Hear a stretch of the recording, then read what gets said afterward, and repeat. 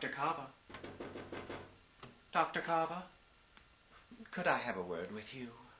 Mrs. Brewer's yeast, what are you doing up so late? Well, I felt guilty about the way I talked to you this afternoon.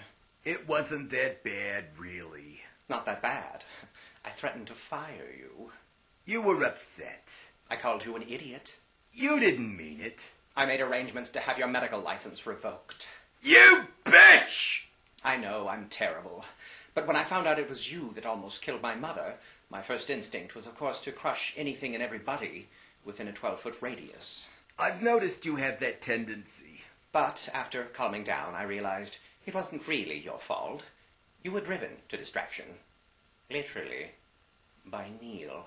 Oh, how I love that man. So I understand. Tell me, Dr. Carver, what is it about Neil that you find so irresistible? Well, he's crass. Yes. Uncaring. Oh, my. Selfish, demanding, controlling, and manipulative. Good God.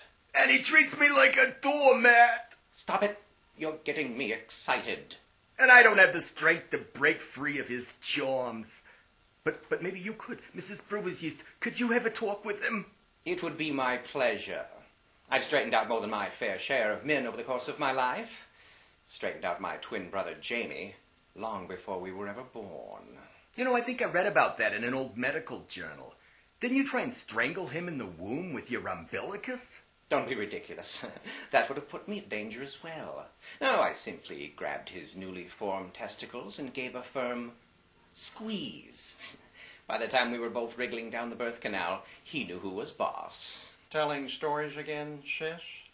Jamie, darling. Speak of the castrated devil. I was just reliving my childhood. That's funny, Cynthia. I was always under the impression you never had a childhood.